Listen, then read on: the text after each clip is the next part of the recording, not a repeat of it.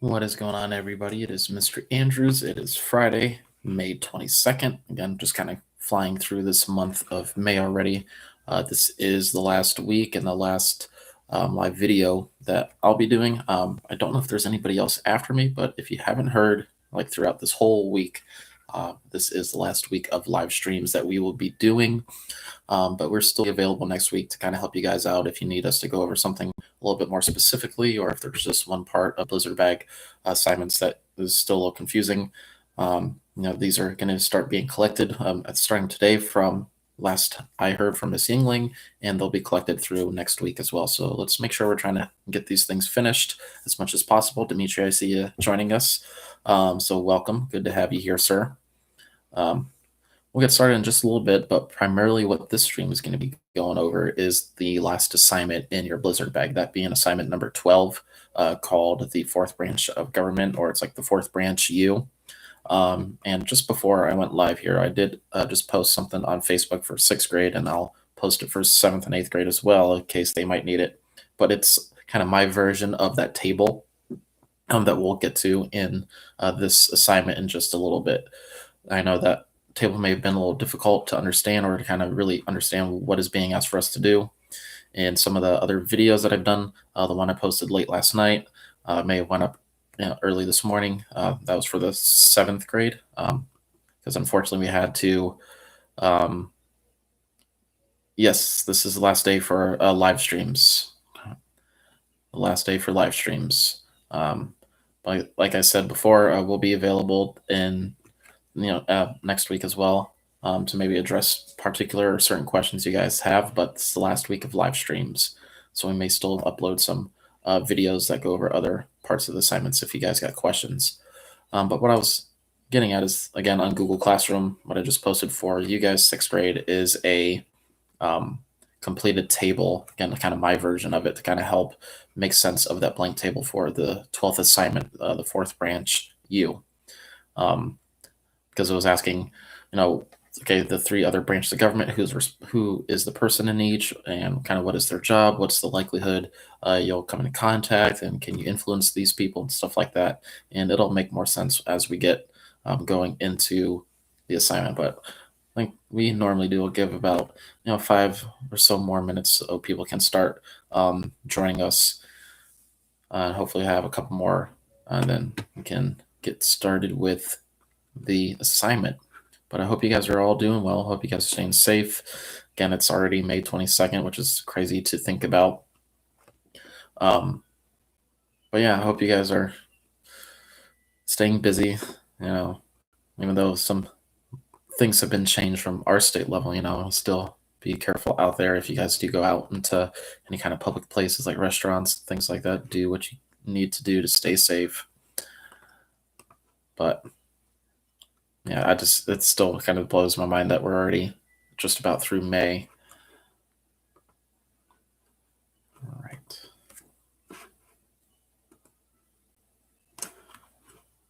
And if you needed if you needed any other assignments to kind of go over, or you weren't sure on anything, check back on some of the other videos that I've made this week in the description and stuff. I've done my best to kind of detail or provide you a title of what specifically the videos go over. I know I made a video on Monday, Tuesday, and then we had a live stream on Wednesday for a little bit. And then we had, or I was not able to do a live stream yesterday for 7th grade, but I did make a video later in the night, kind of going over the same assignment we'll be going over with 6th grade today. So if you need any help on other assignments from this Blizzard Bag, just make sure that you check those out whenever you have the time. Okay, so, and if there's any 7th or 8th graders watching us, what I'm doing right now is posting the completed table in the other classrooms. Like I said, right before I went live here, posted it for Terra, but now it's going to the other 4 classrooms. So if you are able to access Google Classroom as you're watching this, make sure you pull that up, and hopefully it will be beneficial. And again, I'll go over it a little bit more in detail as the stream continues here. like I said, in about 3 minutes at about 10 after, we'll get started with the assignment. So I just want to take note of who all is here. I see David. Nice. Thank you for joining us. David is a regular, which is always appreciated. Dimitri as well. Oh, that's not what I wanted to do. Sorry. 5, 22.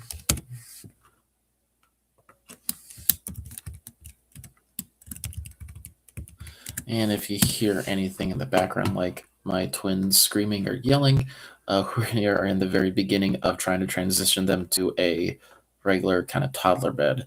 It's been a fun week, given everything. So they've been taking a little longer than normal to fall asleep from when they had their cribs. So it's always a kind of rough transition. Our oldest, Kellen, did really well, but again, he didn't have a sibling to play around with and stuff. He did really well transitioning from the crib to the toddler bed. But the twins, it's a work in progress. So if you hear any kind of screaming or yelling, that might be what you hear. But I think actually they're both asleep now, or fingers crossed. I hope they are. I don't hear anything, which is a good sign.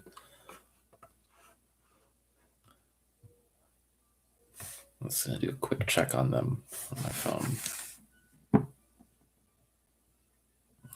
But yeah, looks like one of them is asleep in the bed and one of them is asleep on the floor, which is kind of a weird thing, but oh well. To each their own, I guess. Guess the floor can be comfy if you need it to. Now, anybody here in the chat, did you guys already turn in your Blizzard bag for social studies? The second one, obviously, or do you still have it?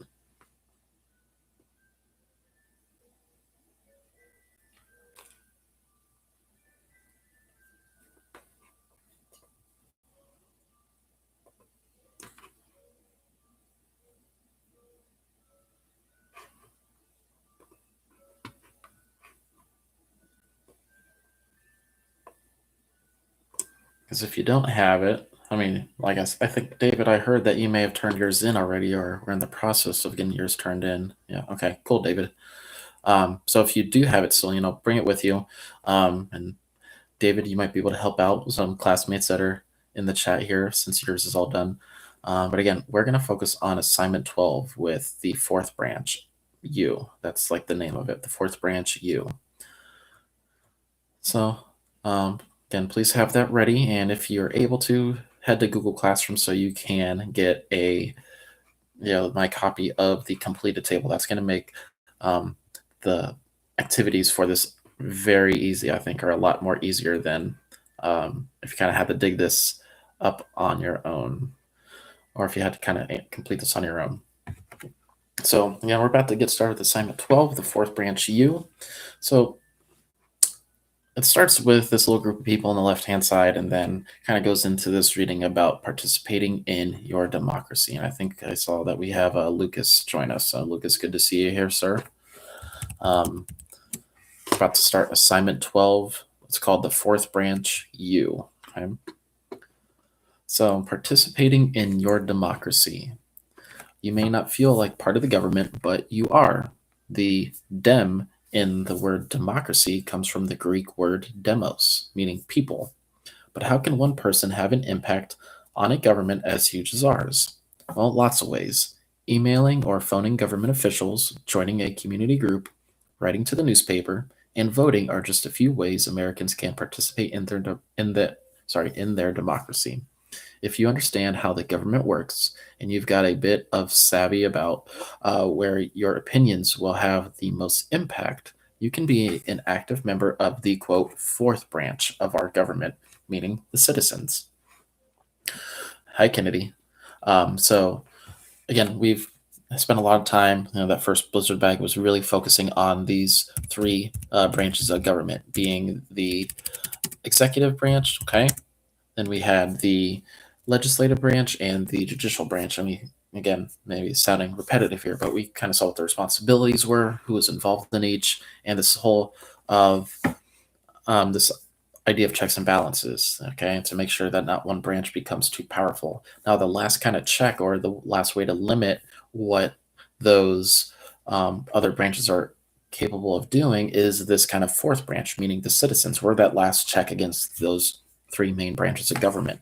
So, what it's having us do on this table is you can look down the rows. Okay, remember, rows go left to right is really just first and foremost finding who is involved in each, identifying in a word or two what they do, what kind of power the citizens have. Like, do citizens get to vote for that person? And how do their citizens' votes count? Okay, how many people are those individuals responsible to? What are the chances of meeting actually coming face to face with those people, and our ability to influence them or allow our concerns and voices to be heard by them? So again, what I posted on Google Classroom. So if you're just joining us, so maybe Kennedy and Kennedy, that's not nice. So Kennedy, Lucas, if you haven't already checked on Google Classroom, I posted a PDF file of the completed chart. That's the one I have. That chart may have been a little difficult to complete, kind of without really having a way to get started on it. During the video I made yesterday for 7th grade, I kind of completed the first 3 rows. Or if I remember, I may have kind of showed you guys the whole thing. I can't remember. But it is available on Google Classroom, so you can pull that out and fill yours in. But again, this first row, again, going left to right, is really just identifying who's involved. So in the executive branch, we have the president. In the legislative branch, in the House of Representatives, obviously we're going to have representatives. In the Senate, we're going to have senators. And in the judicial branch, we're going to have Supreme Court judges or the Supreme Court justices. Okay? And the next row is asking, what do they do? Kind of what is their power, or what is their role? What is their job? Now, again, if you are looking at the one I just posted on your classroom, you're going to see that there's a lot of kind of words in this second row. Just make it easy on yourselves. I would say you can focus on, for the executive branch, where it just says enforces the laws. That's always the way I remembered it. Executive branch, E, enforces. Okay, 2 words that begin with E. So they enforce the law. They are the ones that get it carried out. Now, for the second and third boxes in this row, for the House and Senate, you're really going to have the same 2 answers. Okay, they're going to write the laws. Okay, that's the job of the legislative branch, is to legislate. Okay, to make up laws. And then the third branch, the judicial branch, okay, their job is to really interpret the laws or hear cases and decide whether cases are constitutional or not, or whether laws are constitutional or not. A simple way to write that, I would say, is to write just simply interpret the laws. Okay.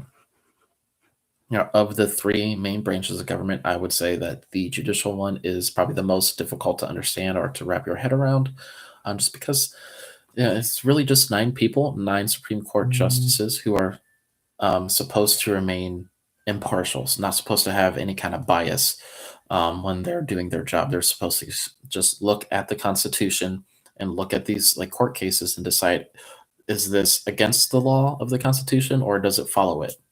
Okay. And that'll make a little bit more sense in the other boxes as we move down.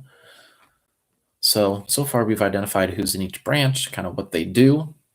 And then the third row is asking, do citizens get to vote for the person? For the first 3 boxes, it's yes. So if citizens get to vote for the president, they get to vote for their representatives, and they get to vote for their senators. However, citizens do not get to vote for their Supreme Court. Kennedy's excited about it being almost summer break. I think everybody is. Citizens do not get to vote for the Supreme Court justices. If we think back, that is something that the executive branch or the president actually gets to do, is nominate, or he gets to pick who he or she would like to potentially be a Supreme Court justice. Now, just because the president gets to nominate a person doesn't mean that it's a surefire thing. It's automatic. That person then goes before the Senate. The Senate has a trial and kind of decides, yes, enough of us like this person, or say, no, not enough of us like this person. So they will not be a Supreme Court justice. Again, it's all part of this checks and balance idea. All right. Sorry, I was just checking notification. Again, I'm kind of going over these rows quickly. Like I said, and I've said multiple times, it is posted on your Google Classroom. Should be the very top thing. Again, I literally posted it before I went on. So if you haven't already, pull that up so you can get the answers that you need. Again, once this table is complete, the next activity should be a lot easier, I think, to kind of finish. So again, just to quickly recap the last row, do citizens vote for the person? For the executive branch, for the president, it was yes. Same thing for the House and the Senate. Yes, we get to vote for our representatives and the Senate. And no, we do not get to vote for the Supreme Court justices. And one that's probably the most tricky for this little table here is how do citizens votes count? So if you have the copy, that was posted on Google Classroom available for you, said all states' electoral votes go to the candidate who wins a majority in the state. So you can find a nice way to kind of summarize that, because that's really wordy for the amount of space that you're given if you want to keep it short. So you could say something like states' votes go to majority candidate. Again, just kind of pick some of the keywords there. So when this happens, and we do have a presidential election happening in November, unless things change, but the chances of that, I think, are very unlikely. Why don't we use Khan Academy? I don't know. That is a Miss England question. I'm sure it's probably because it costs a lot of money, Kennedy. And if you have a concern or something, or if you're interested in it, let her know. But it's just not something that our school has. Sometimes we have to use specific programs or curriculums, but if teachers want to use a specific thing, teachers can ask that, say, hey, can we potentially purchase this curriculum, this program? That's part of the reason why I've tried to get a lot of things like News ELA, the Scholastic stuff. I've been trying to get us a new curriculum for next year, but it all comes down to money, Kennedy. Again, so we're looking at how do citizens' votes count. So again, all the state's electoral votes go to the candidate who wins the majority in that state. If you can find a way to kind of just pick some keywords to still get the understanding from that box, you can. We're going to have the same answers here for 2 and 3 for the House and the Senate. We get to vote directly for these candidates. So you get to vote directly for who you want to be your representative, and you get to vote directly for who you want to be your senator. So if you just want to write vote directly, you can do that. Or, vote for candidate, you can write that. And for the judicial branch, there's no voting. Again, we don't get to pick who these people are. They get nominated by the president and then approved by the Senate.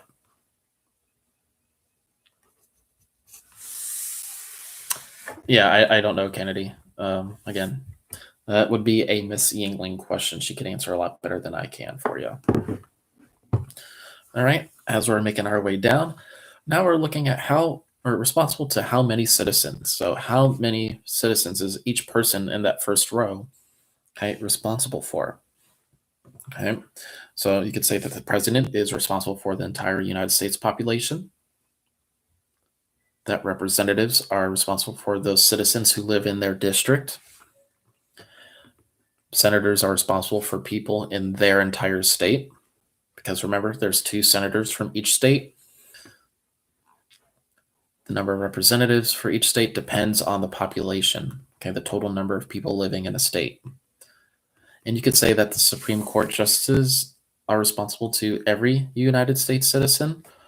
Or if you want to look at it one way, you could say no one, because they're responsible to uphold the law. They're not supposed to be responsible or kind of listen to the needs of the citizens. Again, they're supposed to just really look at the law itself and determine whether something is constitutional or not. So whichever way you would like to answer for that is really up to you, whatever you think is easiest. So again, there's like 2 possible answers for the judicial branch. And it's the most confusing of the 3 main branches of government, just because we don't spend a whole lot of time on it in class, and it's very secretive, I guess, in some way as to really what their job is. There's not a whole lot of detail going into really explaining the role of the judicial branch. Okay. Second to last row here, odds of in-person contact. And what are the odds of in-person contact with the president? So very low, obviously. Um, Probably in our lifetimes, you very rarely, if ever, would maybe be in the same location as a presidential candidate or the president, unless maybe that president is supporting a state senator in your state. You never know. That happened in, I think it was 2010. My wife was going to Ohio State at the time.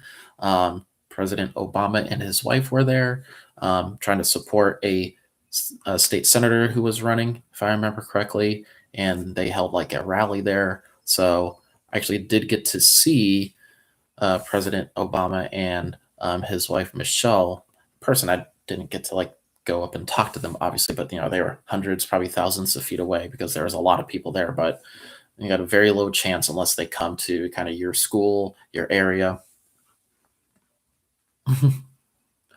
Bye. All right, Kennedy. Bye.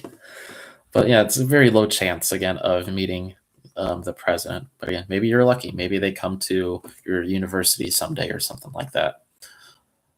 The odds of beating your state representative, okay, they got a slightly better chance. Okay, maybe they're going to appear at some local events. Again, districts cover different parts of the state. Again, you can pretty much find out where or what district you live in. If you kind of do a Google search and put your zip code, it give you some options, and maybe you'll kind of see some flyers in the mail with that person's name on it. So it just really depends on how active and how involved you would like to get into this whole process. So yeah, if we're looking at senators, the odds of in contact or of in-person contact, kind of moderate. I mean, it's not the best, but it's not totally horrible like it would be for the president. So they're going to appear at state events. Again, senators represent the state they live in, and that's what they're going to try to do is go to the different places throughout the state, in the north, south, east, west, all over, to try to get as many votes as they can. And lastly, should be sensing a kind of pattern here for the fourth box, the judicial branch. A very low chance. You might not even know if you saw them on the street. Again, not a whole lot of attention is put onto the judicial branch. Again, they're really supposed to just really uphold the law and look at court cases and see whether they are constitutional or not. News ELA does have a lot of great articles and resources specific to each branch. So if you're ever curious, check out News ELA and maybe just search Supreme Court or Supreme Court justices. And I'm guessing maybe some of us might know who won Supreme Court justices based off T-shirts that Miss Downing likes to wear whenever we were back in school. So something to think about there.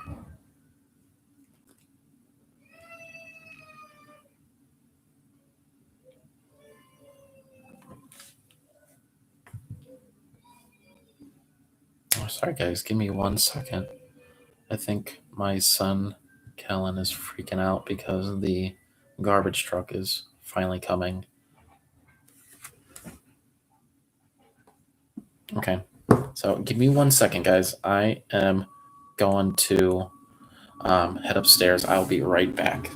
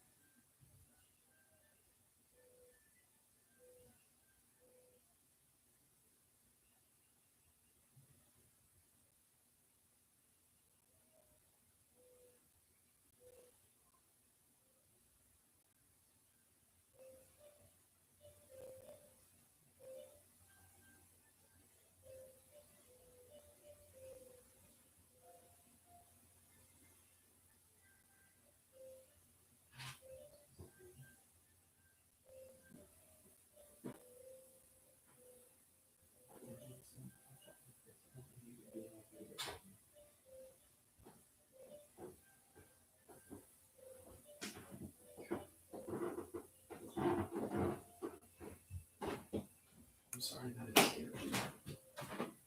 Can I have you just stay here? We'll put on some toy colors. Do you want some daddy water?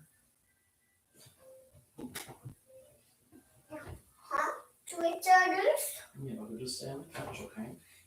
Daddy will be done in just a little bit. You want some daddy water? I do want some daddy. Thank you, Daddy. You're welcome. What's this one? You want to watch that one? Yeah. Can you just stay on the couch until I'm done?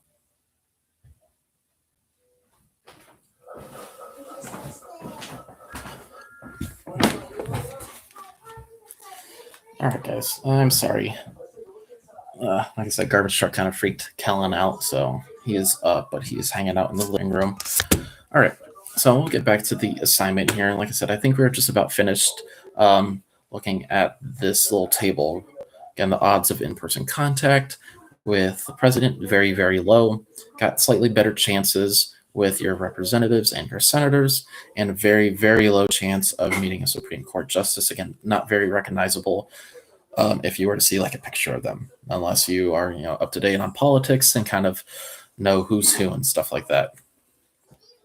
And last row here, could your calls, emails, or letters influence them? For the first three boxes, the answer, again, in a ideal world would be yes. So again, these are the people that we elect, that we vote for. So ultimately, they are responsible to us. Okay, that was kind of the big idea. That was the big concept behind this idea of democracy, that these people that we elect are held accountable by us. So they should listen to our concerns. They should kind of be influenced by the needs and wants that of who they represent have. That's not going to be the case for number 4, however. For the fourth box, the judicial branch, again, they're not supposed to have any kind of outside influence. They're not supposed to be biased in any way. They're strictly just supposed to look at the law and interpret the law. So now that So now that we have the table completed, that should help us complete the next couple activities. So if you flip over, you should see the map. Okay, the first thing is like the map with the group of people in the middle. And that's really just representing the citizens, representing regular everyday folk that aren't in politics. Okay, so that's me, you, your parents, your grandma, grandpa, aunt, uncle, whoever, the other teachers, stuff like that, adults, people 18 and over that are allowed to vote. Okay, those are the citizens. Okay. So citizens from each state vote to send people to Congress. Some of those people are going to be your representatives. Okay, we're just following the arrow down. Representatives only represent people in the district. Now, yours, I think, is in black and white, so it's going to be a little bit more difficult to see. But on that little square that we see 3 people standing in, if you're able to see it on yours, there should be some lines drawn. Okay, these lines represent the different districts. Okay. So there's one lady in the kind of far off corner, say she is a representative of District 1. And it sounds like the Hunger Games a little bit, I know. There's a lady kind of in the middle, again, between like this skinny L-shaped district. She could say she's a representative of District 2, and the other person in the corner towards the front, they're in District 3. Okay, so again, that's kind of a nice visual to see how these different representatives, again, are only specific to their district. So that's one group of people that we vote directly for. The other people, or the other group that we vote directly for, are senators. Remember, there are 2 senators from each state. You got 50 states, okay, and then that means there are 100 senators. Those people, again, if you follow the arrows, kind of the one pointing right and then up, so both senators and representatives go to Washington, D.C. and serve in Congress. And you can see that building there. Okay, that is the Capitol building. Really, it's set up to where one side is for the House of Representatives and the other side is for the Senate. Okay. And now it's going to have us look at these bar graphs. Okay, it's going to have you kind of fill it in based on the information in the table. So responsible to how many for activity A here. Okay. Responsible to how many. So it's asking us to make a bar graph showing how many citizens each person is responsible for representing. Now, the nice part of this is that it's not asking or requiring us really to have any specific number. So again, it's really just going off that high, moderate, um, or few kind of idea. And they even give us like the units to measure by. So if you look at your chart here along the left hand side, going from the bottom where it says none, goes some, lots, or all. And again, pulling from one of our rows here, okay, this is your third to last one, responsible to how many citizens. You're going to just pull directly from this. So if we look at number one, or the first part of A, how many people is the president responsible to? Okay, this one would be to all. So we would draw our bar graph all the way up to that top line. Okay, so again, the president responsible to all the United States citizens. So it goes to the very top line of the bar graph. What about senators? Okay, so senators are responsible for the people in their state. So obviously, this would not be all. It would maybe fall somewhere between all and lots, or it could be in the middle of lots and some. Either one of those options is going to be fine, kind of whatever you think is the best visual to represent that data from that row. Same thing for representatives. Okay, you can maybe make it a little bit less than senators. Okay, because remember, representatives only represent people in their district and not the entire state. Okay, so representatives should be just a little bit lower than what the senators do. And the Supreme Court justices, and that is kind of a tricky one. You could either put it for the entire US or you could say kind of none based on however you answered in that row. So that one is really whatever option you pick from the table. And then you're using that same kind of concept here for activity B, your citizen power. It's asking us again to make a bar graph showing where your citizen power has the most impact to get someone's attention on the issues you care about. Okay, so again, you have none, low, moderate to high along the left-hand side. And again, you got president, senators, representative, and Supreme Court justices going along the bottom. Okay, so again, kind of based on the options that you, or however you filled in the table, this is where you're going to pull your information from. So it should be the very last row. Okay, so where do you think you're going to have the most impact? Okay, so president, where you can have the impact to get their attention on the issues you care about. Is it low, moderate, or high? Same thing for senators, representatives, and Supreme Court justices. For a freebie, Supreme Court justices, you shouldn't really have anything here. This should just kind of be a none. There shouldn't be any kind of bar. But then we'll allow you to kind of fill in the rest. And something to keep in mind for this one, and something to think about for this one. Again, think about who you are closest to. How close are you to your president? How close are you to your senators? How close are you to your representatives? Again, those representatives are going to be a little bit closer to you in terms of the issues that you care about because they are your representative for your district, for your kind of smaller area. Senators kind of get bigger.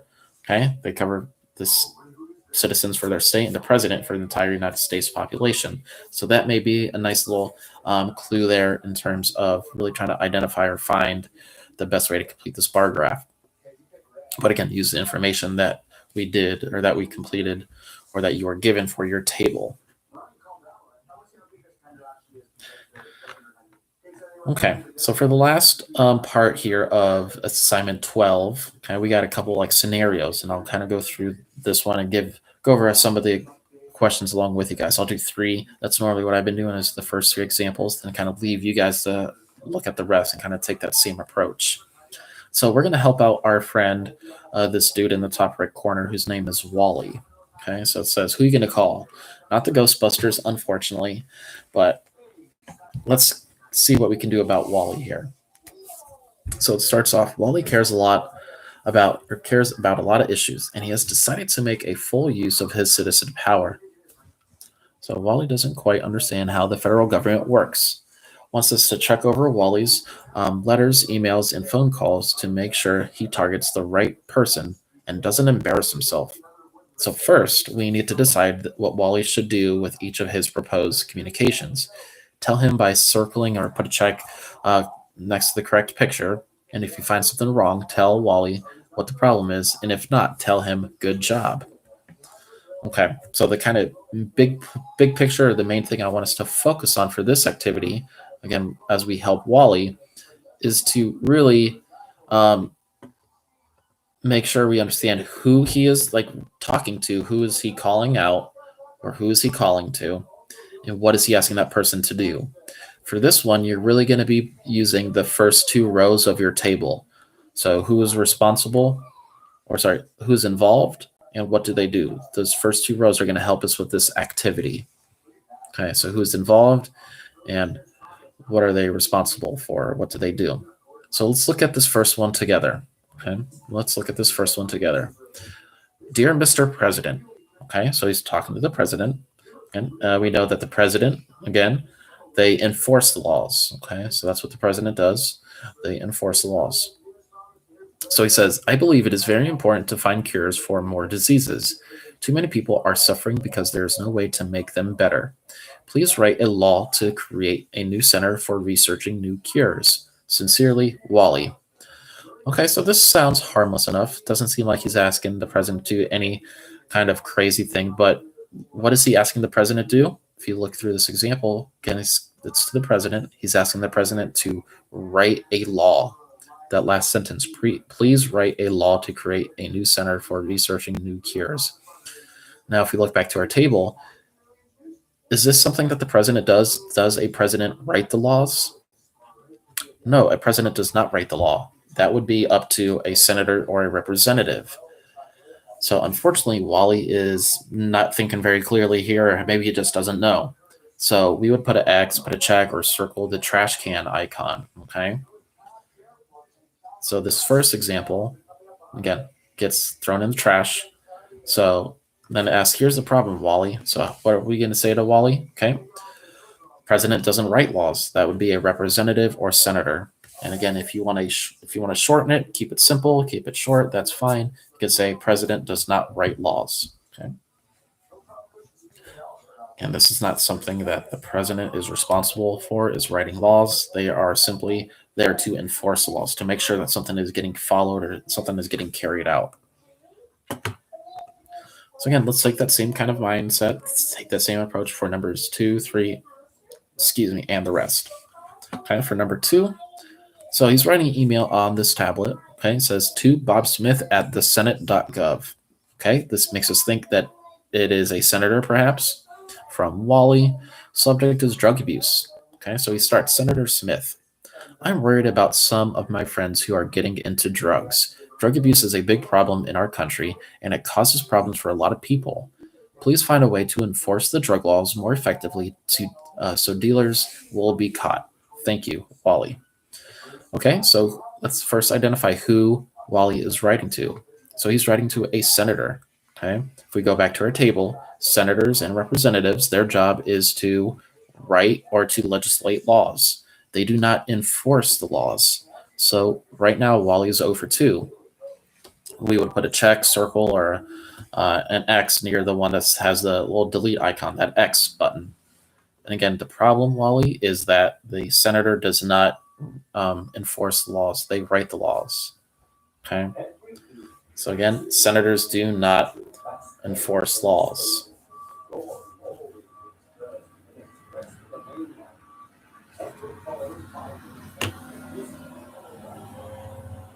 Okay, and we'll look at, I'll do one more along with you guys. Okay, so this is for number 3. Wally is making a phone call. Okay, Wally's going to make a phone call. Okay, so you can see the little dialogue here that he has with like the aide to the representative. So the person who works for the representative. So Wally's making a phone call on this old-fashioned cell phone, and yes, that is what they used to look like. So he says, hello, Representative Rogers' office. And so now Wally's talking. It's like, hi, my name is Wally. I heard the Supreme Court is about to decide a case about giving kids more rights. Usually when kids talk, nobody takes them seriously. That's why I want Representative Rogers to tell the justices to decide that kids deserve more rights. And again, it kind of sounds harmless enough. He's, trying to do more for kids' rights and things like that. But again, he's calling a representative. Now, what is he asking this representative to do? It's in that last sentence again. So that's why I want Representative Rogers to tell the justices to decide that kids deserve more rights. Again, this isn't something that a representative is supposed to do, nor is it something that justices or judges are supposed to take influence from. justices, again, their goal is to remain impartial, is to just simply look at the case and determine whether it's constitutional or not. So a couple answers here that you could put down. Either one is fine. So again, we would put a check mark or circle the one with the X. So we're not going to make this call. And the problem, Wally, is that representatives, okay, do not tell justices what to do. Kellen, I need you just to wait, Buggy, okay? Sorry. So again, just to kind of quickly recap, for number 3, this would be a circle or a check mark next to the X, okay? And then the problem that we would tell Wally is that representatives do not tell justices what to do. Okay? And then you got just a few more problems on your own. You can just kind of take the same approach. Make sure you're paying attention to who he is writing to, okay, and what is he asking that person to do. Is it something that they are able to do within their job description? Okay. But for the most part, this is going to wrap up assignment 12. The very last assignment, as I explained in like the letter, is just another copy of this article from I think early April, the census article from Junior Scholastic. A lot of you guys have already done that on Google Classroom, so don't worry about it if you've completed it already. This is only for students if you have not yet done it. Again, if you have not heard, this is the last week of live streams. So apologies if you're kind of, set on schedule here. We'll still be available next week. Last week is the time where we're trying to get everything wrapped up, give you guys the last opportunity to get these things turned in and to make sure you're completing as much of them as possible. We'll still be able to kind of communicate with you guys if you have any questions, ask us on Google Classroom and the Google Hangouts thread. If we need to do a little video walkthrough or anything like that, we can still upload. We're encouraged to do that. But again, we are not going to have this set schedule for live streams. This is the very last week for them. Unless, everybody bolted here from the chat room, I'm going to go ahead and get going. If you do have questions, please let me know. Email. I know we've had a couple students email me over the last couple of days, and that's fine. Always be glad to try to help you guys out. Ask on Google Classroom. I'll try to get notified and stuff like that. If there were communications through Google Classroom in the last couple of days or so, we've just, like I said, been having a lot of internet issues, but things are finally fixed and resolved now, so shouldn't be any issues going forward. But it looks like I'm the only one here. So if you catch this later, hope you guys are staying safe. If I don't see you or hear from you until then, have a good summer. And please stay safe. It is still a very serious and, important thing going on in the world. So don't make light of the situation going on. Please stay safe, be smart, use good judgment, everybody. Until then, we'll talk to you guys next time. See ya. Bye.